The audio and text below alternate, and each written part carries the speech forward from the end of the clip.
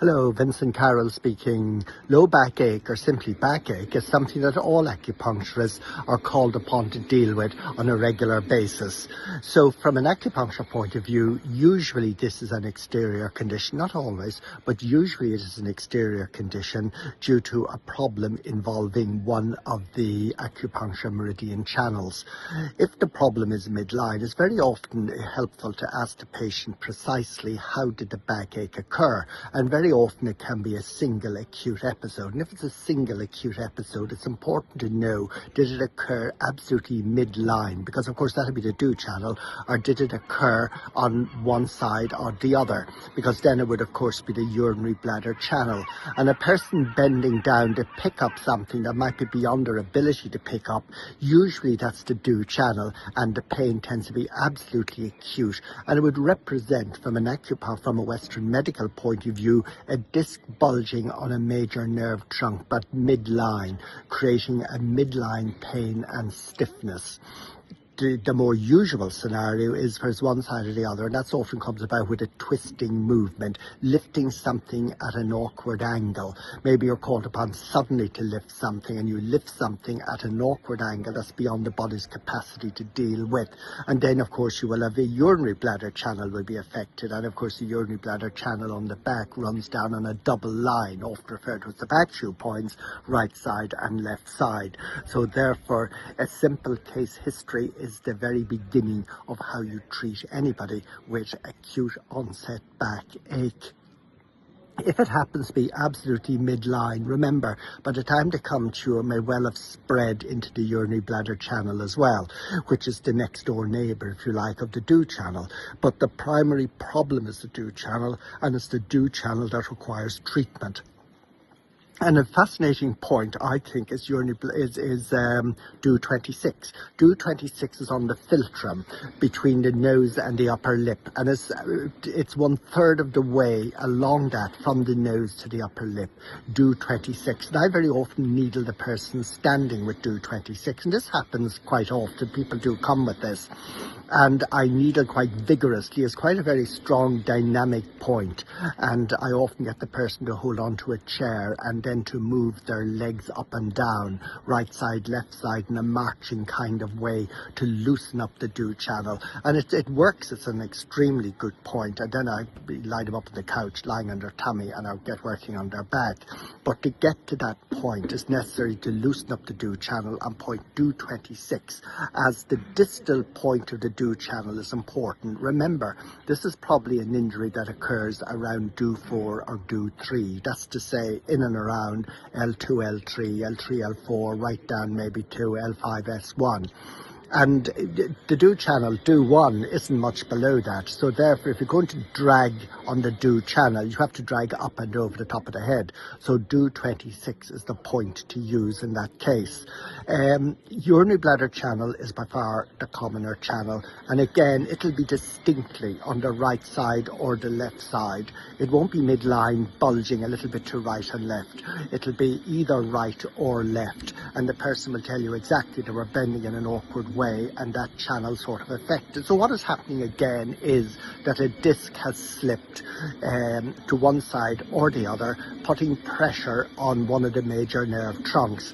From a Western medical point of view, usually you can get movement of a disc, and massive great movement of a disc may cause very few symptoms simply because it's not in proximity to a nerve trunk, and very minor movement of a disc can cause excruciating pain because it just happens to be in proximity to a nerve trunk.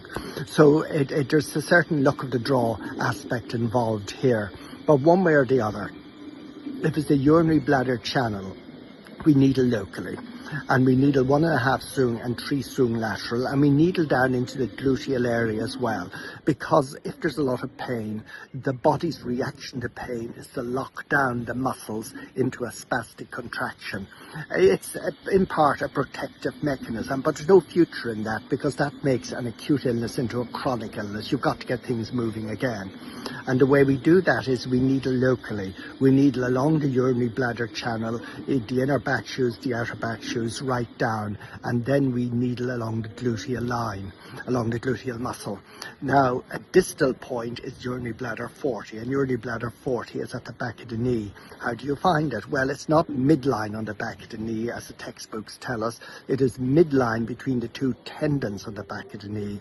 So when you're lying on your tummy, you bend your leg a little bit, and two prominent tendons become apparent, one right, one medial, the other lateral, and the midpoint between those two tendons corresponds to urinary bladder number 40 in the crease, and that's often the principal point for dragging excess down off the urinary bladder channel. You can go down further as well into the gastrocnemi area. You can do urinary bladder 57 or urinary bladder 58, and those are points that are often very useful as well.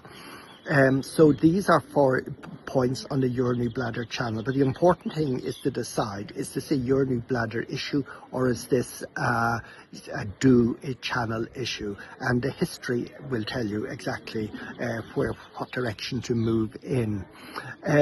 Very often as well, I suppose it is always an external condition when it is acute. The channels are damaged, and when channels are injured or damaged, what do channels do? They move chi, they move blood, and they move body fluid. So very often when chi stops moving, chi accumulates, and that's pain. When chi stops moving, blood accumulates, and that's bruise. And when chi stops moving, extracellular body fluid can accumulate, and that's called damp or swelling. So these are the classic signs of injury in the, I suppose, the lower back area, where there can be an injury associated with, or chi and blood stagnation associated with the DO channel or the urinary bladder channel. In a tiny minority of cases, there can be a deficiency.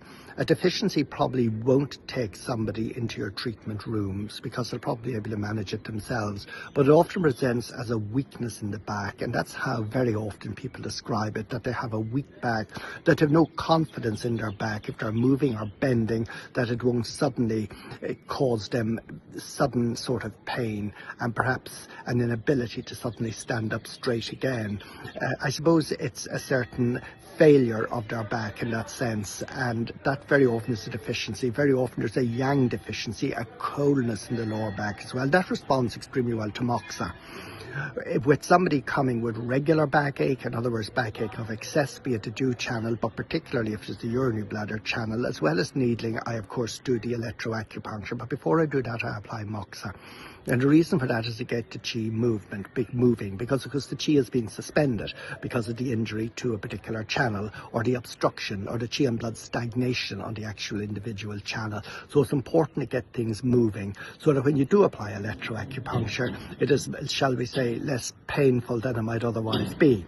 If you have moxa, you allow the muscles, I suppose, to be lubricated very well. So when you apply the electro machine, then it'll make the muscles, well, it will expand and contract, of course, and the muscles will fall back into their original position. In other words, the way they were intended to be. In other words, the chronicity, or any developing chronicity, will be overridden, and muscles will rediscover their original normality. And it's all about making muscles rediscover their original normality, and nature does the rest for you. I would then apply cups. Personally, I prefer the bamboo fire cups. That's my preference. People often are surprised that I don't use a massage oil. I'm quite happy if the electroacupuncture has gone well, and if the moxa has gone well, then the muscle should be sufficiently lubricated. They won't need a massage oil, and I drag downwards and outwards. Again, the purpose is to stretch the muscles and make the muscles rediscover their original normality. And I've yet to come across somebody who has had a problem with that.